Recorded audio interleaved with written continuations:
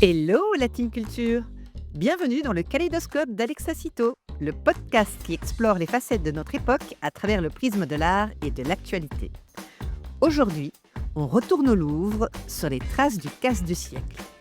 Un casse qui avait été expliqué mot pour mot dans un roman de jeunesse de Fantomette il y a 50 ans. Écoutez-moi bien, il suffit de poser une échelle contre le mur, de grimper au premier étage. D'ailleurs, il n'y a qu'un étage. Ensuite, on casse un carreau. On fait 10 mètres, on brise la vitrine d'un coup de marteau et hop, on a la main sur l'objet. Non, non, ceci n'est pas un extrait du rapport de la PJ parisienne sur le casse du Louvre. C'est une phrase tirée d'un roman jeunesse publié en 1975.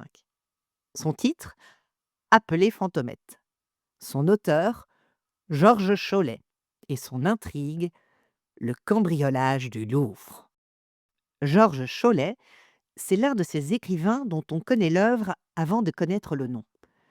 Né en 1931 à Paris, il a d'abord écrit des textes d'aventure classiques avant de créer en 1961 ce qui allait devenir une légende de la Bibliothèque rose, Fantomette.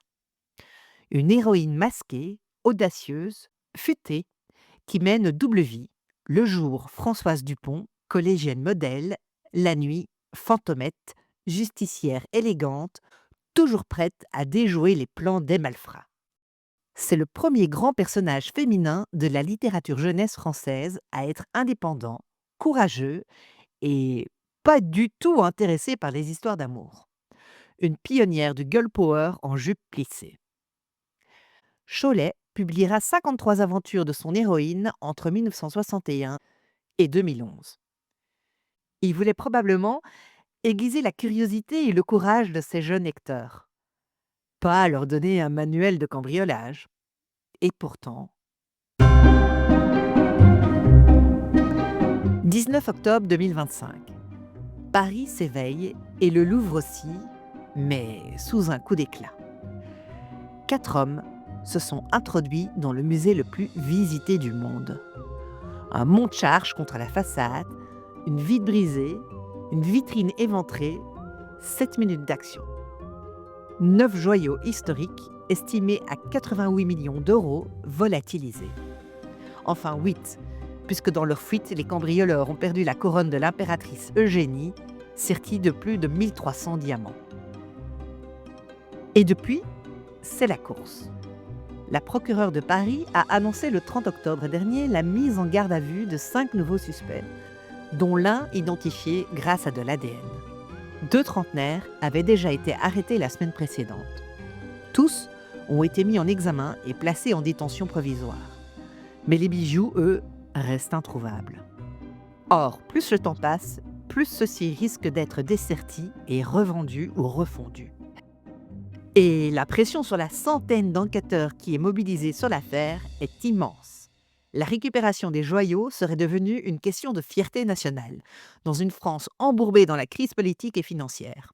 Parce que perdre des diamants passe encore, mais perdre la face, ça non, jamais.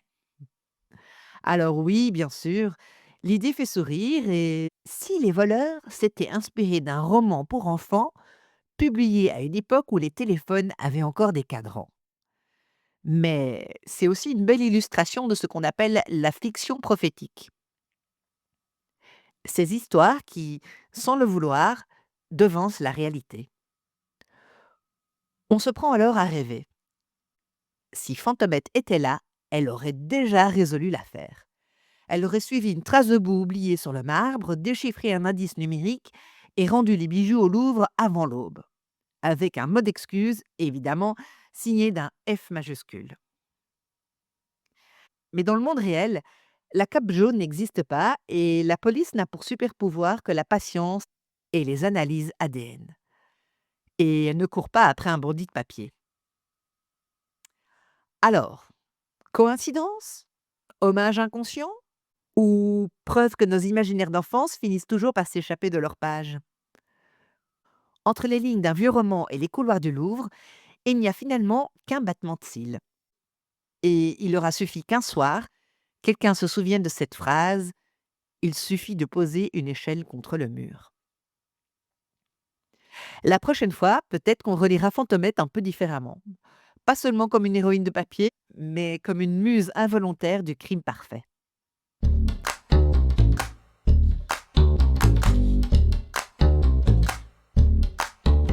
C'était le Kaléidoscope d'Alexa Cito, là où la culture se regarde à travers les éclats du réel. Si cet épisode vous a plu, donnez-lui un peu plus de lumière dans la jungle algorithmique. Un like, un commentaire ou ces fameuses 4 étoiles. À vous de jouer les passeurs d'éclats. On se retrouve dans 2 semaines pour un nouveau reflet du monde.